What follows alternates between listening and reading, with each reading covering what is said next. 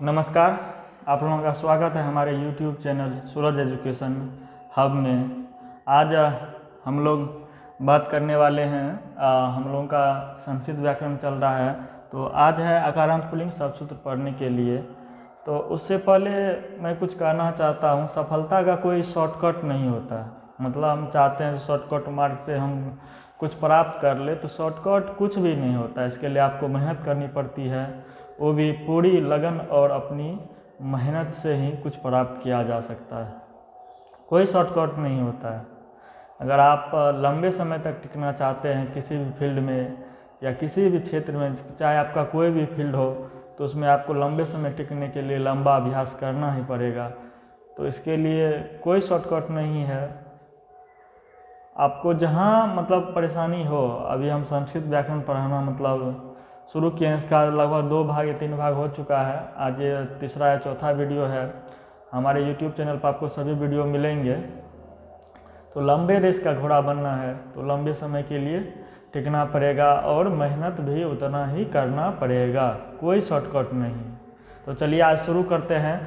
संस्कृत व्याकरण में आज हम लोग पढ़ने वाले हैं अकारांत पुल्लिंग शब्दसूत्र। ठीक है, तो ध्यान से देखिएगा। इसमें क्या होता है, पहले विभक्ति होता है। विभक्ति बताए थे कल ही आप लोगों को। विभक्ति किसको कहते हैं? कारक चिन्ह को क्या कहा जाता है? विभक्ति कहा जाता है। और वचन कितने प्रकार होते हैं संस्कृत में? 3 प्रकार के। ये सब हमने कल बात किए थे, जिसमें एक वचन, द्विवचन और बहुवचन। तो आज इसी में हम लोग पढ़ने के लिए है अकारांत पुल्लिंग शब्दसूत्र। देखिएगा, विभक्ति एक साइड लिख दिए, प्रथमा, द्वितीया, तृतीया, चतुर्थी, पंचमी, षष्ठी, सप्तमी, संबोधन तक। ठीक है, उसके बाद वचन, एक वचन, द्विवचन और बहुवचन। तो इसी में है अकारांत पुल्लिंग शब्दसूत्र है और इसी से हम लोग बनाते हैं। जैसे बालक हो गया, छात्र हो गया, शिष्य हो गया, शिक्षक हो गया, अध्यापक हो गया, इसी सब पे हम लोग बनाते हैं। पहले फार्मूला जान लेते हैं। अगर हम फार्मूला जान लेते हैं तो किसी भी चीज़ मतलब उसको बना सकते हैं। तो प्रथमा में कहा जाता है एक वचन में अह, ओ, आह, अम, ओ, आन। ये द्वितीय विभक्ति है। तृतीय विभक्ति में एक वचन में एन, द्विवचन में आभ्याम और बहुवचन में ए। चतुर्थी में आय, द्विवचन में आभ्याम और बहुवचन में एभ्य। पंचमी में आत, द्विवचन में आभ्याम और बहुवचन में एभ्य। उसके बाद षष्ठी में अस्था, यो, आनाम और सप्तमी में ए, यो। उसके बाद विसर्ग का चिन्ह देना जरूरी है। बहुवचन में एसु और संबोधन में हे आ। इसमें संबोधन का चिन्ह भी देना जरूरी है। हे ओ, इसमें भी संबोधन का चिन्ह। उसके बाद हे आ। ये देखिए किस पे लागू होता है। जैसे है बालक, छात्र, शिष्य, शिक्षक, अध्यापक, नृप। नृप मतलब क्या होता है? राजा। उसके बाद जनक। जनक मतलब क्या होता है? पिता। जन मतलब आदमी। भिक्षुक मतलब भिखारी। दरिद्र, निर्धन। निर्धन माने गरीब। कृषक। कृषक माने किसान। रजक। रजक माने धोबी। वाणिज्य। वाणिज्य मतलब व्यापारी। कृपण मतलब कंजूस। आपनिक मतलब दुकानदार। अश्व मतलब घोड़ा। गज मतलब हाथी। सर्प मतलब सर्पी होता है। मृग मतलब हिरण। अज मतलब बकरा। व्याघ्र मतलब बाघ। वानर मतलब बंदर। कुकुर मतलब कुत्ता। बाल मतलब बच्चा। वृक्ष मतलब पेड़। मार्ग मतलब सड़क। ग्राम मतलब गांव। विद्यालय, पुस्तकालय, देव, राम, मोहन, सोहन आदि। मतलब ये सब पे हम किस पे लागू बनेगा? इसी फार्मूला पे, अकारांत पुल्लिंग शब्दसूत्र पे। एक बार पुनः हम इसको रिपीट कर देते हैं। तो एक साइड विभक्ति लिख देंगे, सातों विभक्ति, प्रथमा, द्वितीय, तृतीय, चतुर्थी, पंचमी, षष्ठी और सप्तमी। उसके बाद ये फॉर्मेट बना लेंगे, एक वचन, द्विवचन और बहुवचन। देखिए क्या लिखा हुआ है, अह, ओ, आ, अम, ओ, आन, एन, आभ्याम, ए, आय, आभ्याम, एभ्य, आत, आभ्याम, एभ्य, अस्थ, यो, आनाम, ए, यो, एसु, हे अ, हे ओ और हे आ। ये आपको शुरुआती जिस क्लास में मतलब दौर से शुरू हो जाता है संस्कृत पढ़ना, तो उसी से आप लोगों को ये मिलना शुरू हो जाएगा। और ये आप लोगों के लिए काफ़ी उपयोगी रहने वाला है। खास करके जो बच्चे संस्कृत में ज़्यादातर रुचि रखते हैं, संस्कृत में आगे अपना स्कोप देखते हैं, तो उसके लिए ये संस्कृत व्याकरण काफ़ी उपयोगी रहने वाला है। तो चलिए हम पहला इस पर बना के देखते हैं। सूत्र तो आप लोगों को लिखा दिए और पहला बना के दिखा देते हैं बालक सूत्र पे। देखिए बालक का शब्द कैसे बनाया हुआ। विभक्ति है, इसी सातों लिख लेंगे। विभक्ति में प्रथमा, द्वितीय, तृतीय, चतुर्थी, पंचमी, षष्ठी, सप्तमी और संबोधन। और एक वचन, द्विवचन और बहुवचन। देखिए कैसे बनाते हैं। वहाँ पे क्या है अ है तो बालका, उसके बाद क्या है ओ तो बालको, और तीसरा क्या है बालका, तो क्या हो गया बालका, और द्वितीय में क्या है अम, तो क्या हो गया बालकम, उसके बाद अम के बाद क्या है ओ है तो क्या हो गया बालको, और तीसरा क्या है बहुवचन में अन है तो क्या हो गया बालकान हो गया। उसके बाद तृतीया में क्या है एन है तो क्या हो गया बालकेन, उसके बाद क्या आभ्यम तो क्या हो बालकाभ्याम, उसके बाद क्या है ए है तो क्या हो गया बालके हो गया। चतुर्थी में क्या है आय तो क्या हो गया बालकाय हो गया। उसके बाद क्या है आभ्याम तो बालकाभ्याम हो गया। उसके बाद क्या है ए भैया तो क्या हो गया बालके भैया हो गया। पंचमी में क्या है आत तो क्या हो गया बालकात हो गया। उसके बाद दो वचन में क्या है अभ्याम तो बालकाभ्याम हो गया। उसके बाद क्या है बहुवचन में ए भैया तो बालके भैया हो गया, ठीक है। षष्ठी में क्या है अस्थ तो क्या हो गया बालकस्थ हो गया। उसके बाद क्या द्विवचन में यो तो बालक यो हो गया। उसके बाद क्या आनाम तो बालका नाम हो गया। उसके बाद सप्तमी में क्या है ए तो क्या हो गया बालके। उसके बाद क्या है द्विवचन में यो तो क्या हो गया बालक यो, विसर्ग का चिन्ह देना जरूरी है। उसके बाद क्या है येसु तो क्या हो गया बालकेशु। उसके बाद हे मतलब हे बालक, और द्विवचन में क्या है हे ओ तो हे बालको, और बहुवचन में क्या है हे आ तो हे बालका, ठीक है। इतना सारा आप लोग अभ्यास के लिए सब पे बना सकते हैं।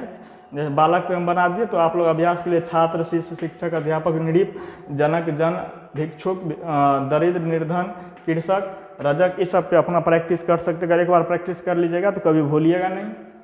और एक बात इसी में पढ़ने के लिए है इकारांत पुल्लिंग शब्दरूप, ठीक है। तो इकारांत पुल्लिंग शब्दरूप हम लोग क्या पढ़ना है मुनि पे ढेर सारा भी शब्दरूप बनता है, वो सीख लेते हैं। मुनि पे कैसे होता है तो मुनि में भी पहले ये फॉर्मेट तैयार कर लेंगे, विभक्ति एक साइड लिख लेंगे, प्रथमा द्वितीय तृतीय चतुर्थी पंचमी षष्ठी सप्तमी संबोधन, ठीक है। उसके बाद एक वचन द्विवचन और बहुवचन। देखिए क्या लिखा हुआ है मुनि मुनि मुनिय, ठीक है। गौर करके इसका अलग ही शब्दरूप चलता है, ये अलग यहाँ से मतलब ये खत्म हो गया। उसके बाद दूसरा इकारांत पुल्लिंग शब्दरूप हम लोग पर ये क्या था अकारांत था, और ये क्या है इकारांत पुल्लिंग शब्दरूप है, ठीक है। ये सब चीज़ गौर करके चलिएगा। तो इकारांत पुल्लिंग शब्दरूप हम पढ़ रहे हैं, उसके बाद मुनि पे बना रहे हैं। तो मुनि मुनि मुनिय मुनि मुनि मुनि, उसके बाद तृतीया में मुनिना मुनिभ्याम और मुनि भी, चतुर्थी में मुनिये मुनिभ्याम मुनिभ्य, उसके बाद पंचमी में मुने मुनियो और मुनि भैया, ठीक है। उसके बाद देखो षष्ठी है, अगर आप लोगों को परेशानी हो रहा है तो हम एरो मार देते हैं कौन किसका है, ठीक है।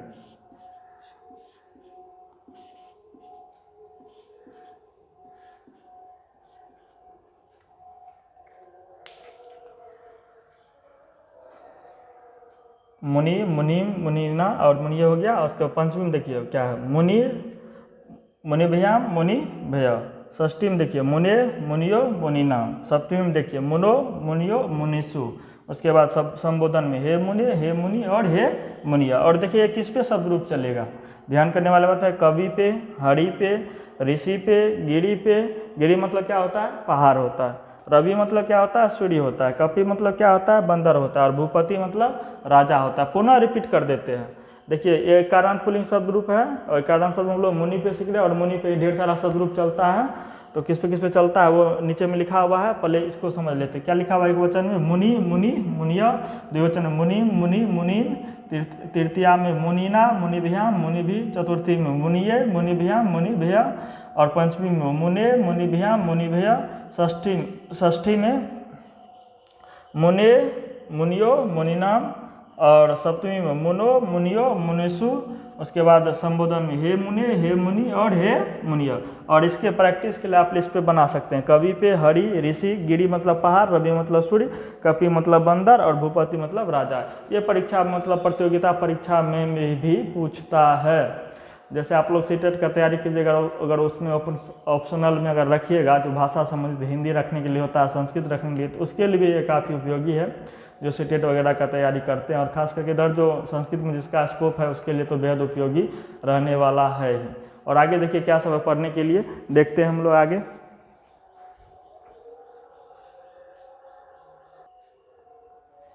नमस्कार।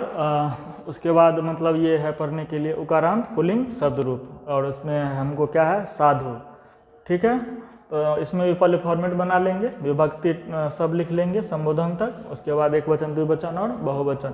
देखिए सबका मतलब शब्दरूप, सबका अपना अपना नियम है, सब अपने अपने हिसाब से शब्दरूप चलता है। आज पहले अभी है साधु, तो साधु में देखिए साधु, साधु हर्षुद रुगु या विसर्ग संस्कृत में बहुत मायने रखता है। तो साधु, साधु और साधव, और द्वितीय वचन में हो जाएगा, द्वितीय एक वचन में साधु, साधु, साधु, और तृतीया में साधुना, साधुभ्याम, साधु भी, चतुर्थी में साध्वे, साधुभ्याम और साधुभ्य, और पंचमी में साधो, साधुभ्याम, साधुभ्य, और षष्ठी में साधो, साधवो और साधुनाम, और सप्तमी में साधो, साधवो, साधुसु, और हे संबोधन में हे साधो, हे साधु, हे और हे साधव। ठीक है, और ये किस पे चलेगा प्रैक्टिस के लिए। भानु, भानु मतलब सूर्य होता है, प्रभु, गुरु, पशु, जंतु, शिशु मतलब बच्चा, बंधु मतलब भाई, तरु मतलब पैर। तो प्रैक्टिस के लिए आप लोग इस पर बना सकते हैं। ठीक है, उसके बाद है इसमें पढ़ने के लिए रेकारांत पुल्लिंग शब्दरूप। क्या है रेकारांत पुल्लिंग शब्दरूप में पिता पे हम लोग बनाना सीखते हैं, सबका अपना अपना फंडा है। ठीक है,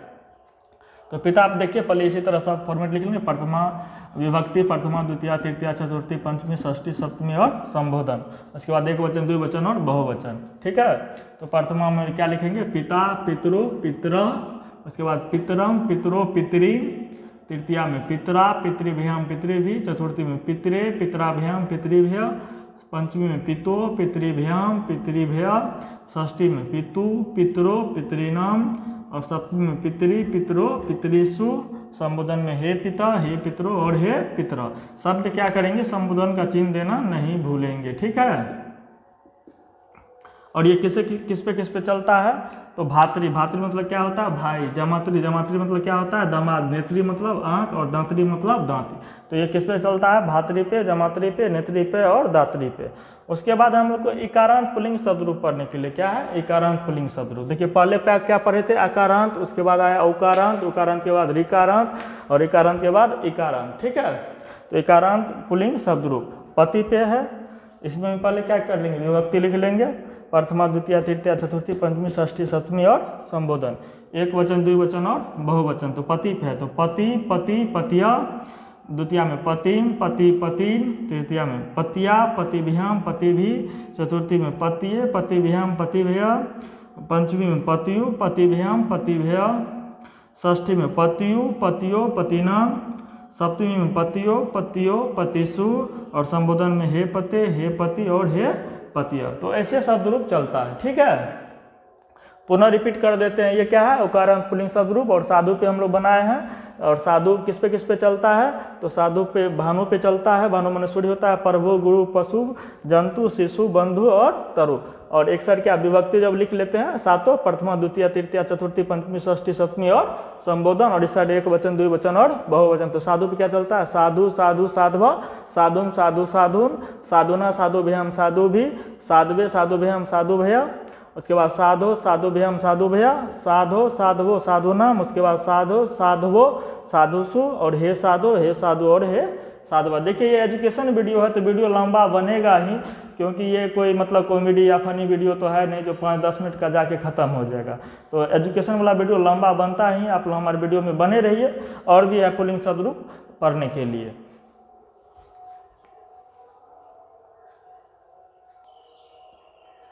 इसके बाद है पढ़ने के लिए उकारांत पुल्लिंग शब्दरूप गौ पे। ठीक है, इसमें भी पहले विभक्ति लिख लेंगे, प्रथमा, द्वितीय, तृतीय, चतुर्थी, पंचमी, षष्ठी और सप्तमी और संबोधन, और एक वचन, द्विवचन और बहुवचन। उसके बाद चलाएंगे शब्दरूप, तो गो, गवो, गाव, गाम, गवो, गा, गवा, गेभ्याम, गोभी। उसके बाद चतुर्थी गवे, गोभ्याम, गोभ्य, पंचमी में गो, गोभ्याम, गोभ्य, षष्ठी में गो, गवो, गवाम। उसके बाद सप्तमी में गवी, गवो, गोसु, और हे गो, हे गवो और हे गावो। ठीक है, ये गाय का शब्दरूप हो गया। उसके बाद है व्यंजनांत पुल्लिंग शब्दरूप पढ़ने के लिए, उसमें राजन पे हम लोगों को पढ़ना है। इसमें पहले वही है, फॉर्मेट बना लेंगे, विभक्ति, प्रथमा, द्वितीय, तृतीय, चतुर्थी, पंचमी, षष्ठी और सप्तमी, एक वचन, द्विवचन और बहुवचन। तो राजा, राजनो, राजना, द्वितीय में राजा नाम, राजनो, रागिया, तृतीया में रागिया, राजाभ्याम, राजाभि, चतुर्थी में रागिये, राजाभ्याम, राजाभ्य। उसके बाद पंचमी में रागिया, राजाभ्याम, राजाभ्य। उसके बाद षष्ठी में रागिया, रागियो, रागयाम। उसके बाद सप्तमी में इसमें यहाँ दो चीज़ लिख सकते हैं, रागीय भी और राजानी भी। उसके बाद रागी और राजसु, उसके बाद संबोधन में हे, उसके बाद रागी, राजानी, रागी और राजसु, और उसके बाद इसका संबोधन भी लिख लेंगे हम लोग। 1 मिनट।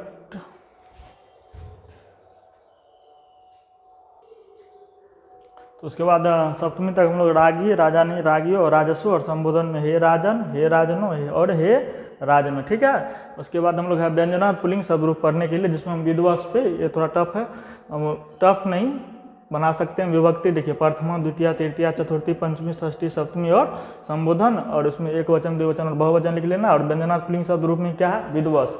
तो इसका एक वचन क्या हो जाता है प्रथमा में, देखिए विद्वान, विद्वांसो, विद्वांसा, दो वचन में विद्वांसम, विद्वांसो, विदुषु। उसके बाद तृतीया में विदुषा, विद्वभ्याम, विद्वभी। उसके बाद चतुर्थी में विदुषे, विद्वभ्याम, विद्वभ्य। और पंचमी में विदुषु, विद्वभ्याम, विद्वभ्य। और षष्ठी में विदसु, विदसु, विदुषाम। उसके बाद सप्तमी में विदुषी, विदुषो, विदुवसु। और संबोधन में हे विद्वान, हे विद्वांसो और हे विद्वान, ठीक है। उसके बाद हम लोग आकारांत आगे पढ़ने के लिए नेक्स्ट वीडियो में हम लोग पढ़ेंगे आकारांत स्त्रीलिंग शब्द सूत्र, ठीक है। देखिए, कोई भी चीज़ टफ नहीं होता है, अगर उसका हम लोग गहन रूप से अध्ययन करते हैं तो वह हमारे लिए सरल हो जाता है, और समझ में आ जाए तो वह हमारे लिए सरल, और नहीं समझ में आए तो वह हमारे लिए क्या हो जाता है, कठिन हो जाता है। जो कभी दिमाग में नहीं बढ़ता तो वह कभी भी हमको समझ में नहीं आता। उम्मीद है आप लोगों को ये वीडियो अच्छा लगा होगा। अगर अच्छा लगा होगा तो हमारे चैनल को सब्सक्राइब कर दीजिएगा और अधिक से अधिक शेयर कीजिएगा, ठीक है। धन्यवाद, मिलते हैं नेक्स्ट अगले वीडियो में। बहुत बहुत धन्यवाद।